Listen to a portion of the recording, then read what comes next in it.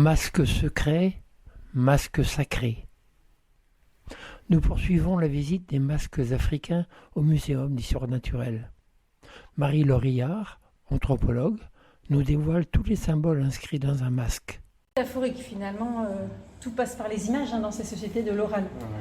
Et là dans ce masque on a finalement la réunion des principes masculins et féminins. Alors dans quoi on pourrait voir ça?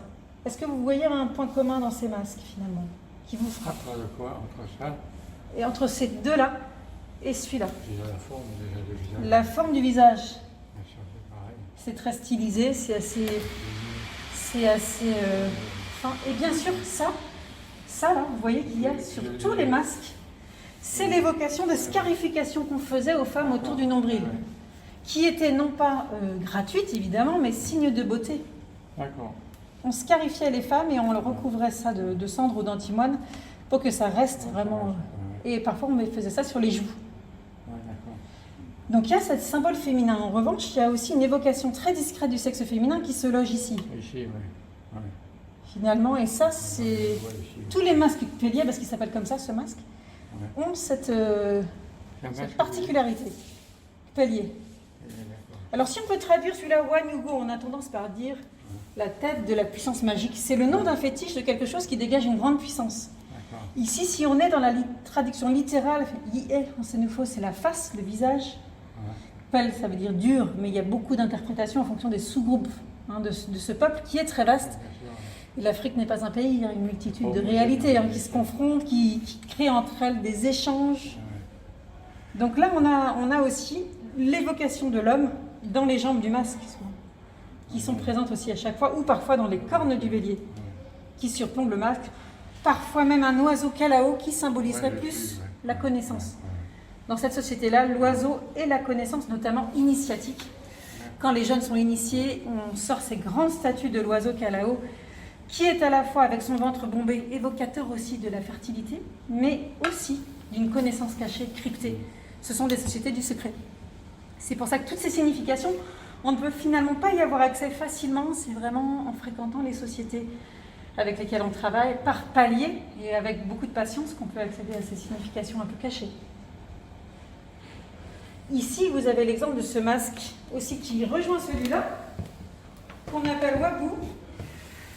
Et ce masque-là a différentes représentations, et notamment très récemment au sud du Mali, je l'ai vu incarner plutôt un masque bouffon, c'est-à-dire le masque transgressif, celui qui va faire tout ce qu'on n'a pas le droit de faire dans la vie sociale. Et là, il représente plutôt la hyène, l'animal un peu prédateur. Mais au sud du Mali, c'est le même masque singe, babouin, qui va tenir dans sa gueule un épi de maïs.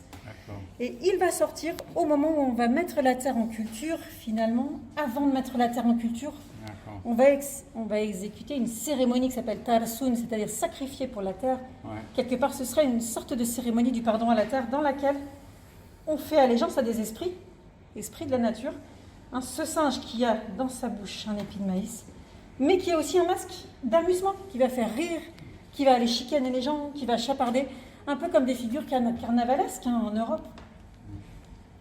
Et ça existe encore aujourd'hui? Oui, ça existe, sauf que le masque, il est très difficile à filmer parce que souvent il est sacré, donc il est secret. Alors c'est vrai que j'ai eu la chance de pouvoir en filmer quelques-uns. Là, et moi je le filme. Oui, alors, bon, là, tant que c'est en photo publié, c'est qu'on a donné l'autorisation quelque part. Mais c'est vrai que ce qui est important finalement, c'est de se dire que le masque n'existe pas sans son contexte et qu'on est face à des objets un peu amputés de leur signification. Des objets un peu muets qu'on essaie de faire parler. Mais le contexte a changé beaucoup aujourd'hui. Oui, mais notamment ces masques-là même que vous voyez en peinture ici, ils sont encore utilisés, ils étaient encore présents en 2020, donc on est en 2021. Voilà, qui sont encore en vigueur parce que ce sont des sociétés qui résistent vis-à-vis aussi des religions du livre, clairement, et puis des sociétés qui sont attachées à leur territoire, à leur terroir. Il y a beaucoup de clans. Oui, c'est très complexe. C'est un tissu de ce qu'on a appelé ethnie, mais l'ethnie n'est jamais une essence. L'ethnie, c'est jamais quelque chose qui ne bouge pas ou qui est figé. C'est quelque chose qui évolue, qui est aussi soumise à un processus historique. Oui.